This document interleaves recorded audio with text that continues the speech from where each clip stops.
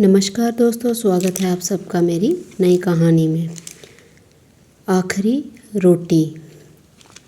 सर्दियों की एक ठंडी शाम थी।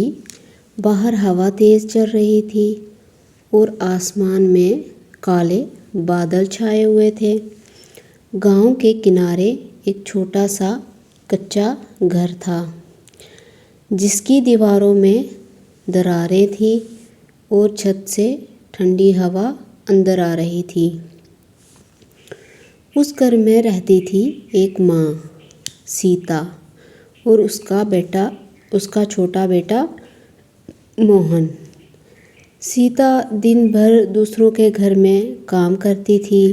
झाड़ू, बर्तन, कपड़े, जो काम मिले बस कर लेती थी। बदले में कभी पैसे मिलते, कभी बचा हुआ खाना। लेकिन आज का दिन बहुत मुश्किल था। आज उसे कहीं काम नहीं मिला। शाम को जब वो घर लौटी तो उसके हाथ खाली थे। मोहन दौड़कर आया। माँ, आज क्या लाई हो खाने के लिए? सीता ने एक पल के लिए नज़रें झुका ली, फिर मुस्कुराने की कोशिश की। आज हम गरम गरम रोटी खाएंगे बेटा। उसने बचे हुए आटे को निकाला। इतना कम था कि मुश्किल से एक ही रोटी बन सकती थी। चूल्हा जलाते वक्त उसके हाथ कांप रहे थे, शायद ठंड से या हालात से। रोटी तैयार हुई, बस एक। सीता ने उसे प्लेट में रखा और मोहन के सामने रख दिया। मोहन ने खुश होकर रोटी उठाई, लेकिन जैसे ही उसने प्लेट देखी वो रुक गया। माँ, सिर्फ एक ही रोटी? सीता ने धीरे से कहा। हाँ बेटा, आज इतनी ही है। तू खा ले, मैं खा चुकी हूँ। मोहन मासूम था और बेवकूफ़ नहीं। मोहन मासूम था पर बेवकूफ़ नहीं। उसने आधी रोटी तोड़ी और माँ की तरफ बढ़ाई। माँ, आप भी खाओ ना। सीता ने उसका हाथ पीछे कर दिया। नहीं बेटा, मुझे बिल्कुल भूख नहीं है। तू खा ले। मोहन ने धीरे धीरे रोटी खा ली, लेकिन हर निवाले के साथ उसे कुछ अजीब लग रहा था,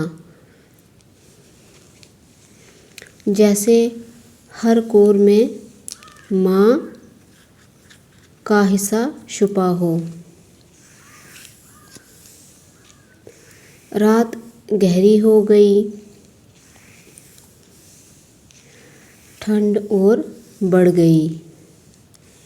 रात गहरी हो गई, ठंड और बढ़ गई।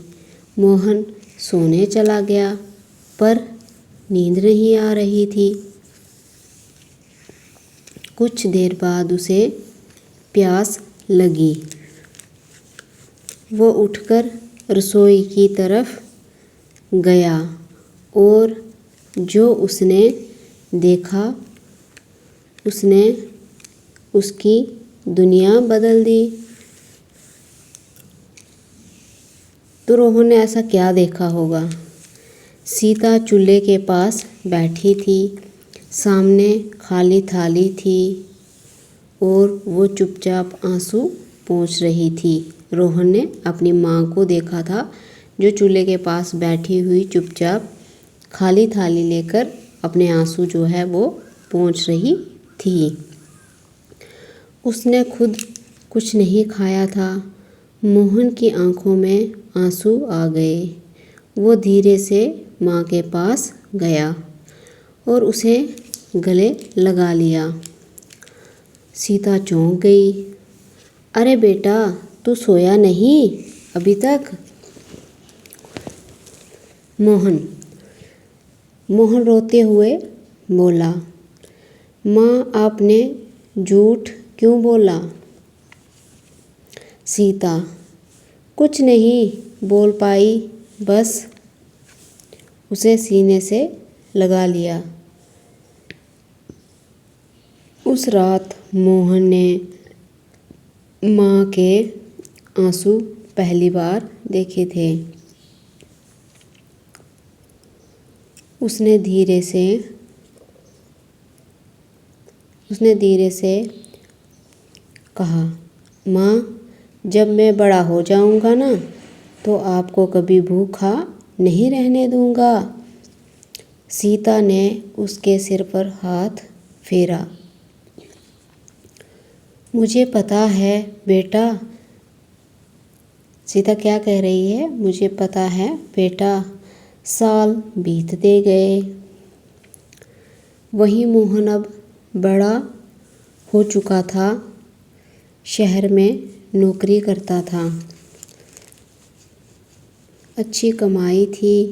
उसने अपनी माँ के लिए पक्का घर बनवाया, हर सुविधा दी।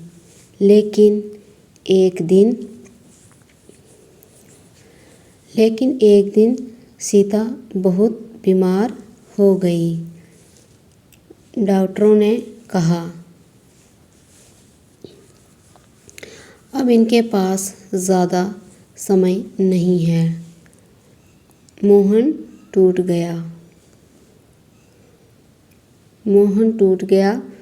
वो माँ के पास बैठा था, हाथ पकड़कर। सीता ने धीमी आवाज़ में कहा, मोहन, एक बात कहूँ? वो अपने बेटे को धीमी आवाज़ में कहती है, मोहन, एक बात कहूँ? हाँ माँ, आज मुझे तेरे हाथ की रोटी खानी है। मोहन की आंखों में आंसू बह निकले। वो तुरंत रसोई गया। उसकी माँ ने उसे क्या कहा कि तू मुझे एक रोटी बना के दे, मुझे तेरे हाथों की एक रोटी खानी है। वो तुरंत रसोई में गया। हाथ कांप रहे थे, पर उसने किसी तरह रोटी बनाई। रोटी लेकर माँ के पास आया। सीता ने एक छोटा सा टुकड़ा खाया और मुस्कुराई। बहुत स्वाद है बेटा। क्या कह रही है सीता? बहुत स्वाद है बेटा। और अगले ही पल उसकी सांसें थम गईं। मोहन चीख पड़ा, माँ। मोहन चीख पड़ा, माँ। उस दिन उसे समझ आया,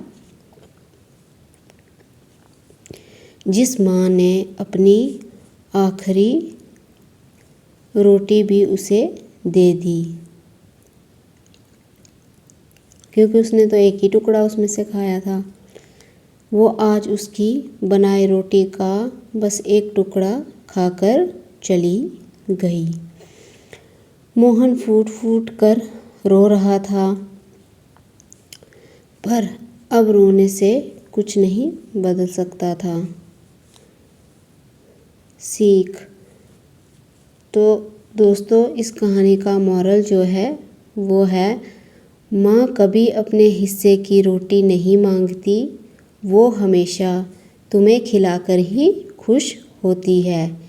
इसलिए जब तक माँ है उसकी क्या करनी चाहिए? हमें कद्र करनी चाहिए। तो फ्रेंड्स, मिलते हैं अगली कहानी में। तब तक कहानी को लाइक शेयर कमेंट ज़रूर करें। चैनल को सब्सक्राइब करना ना भूलें, ताकि बेल आइकन को भी प्रेस कर लें ताकि न्यू वीडियो का नोटिफिकेशन आप तक सबसे पहले पहुंचे।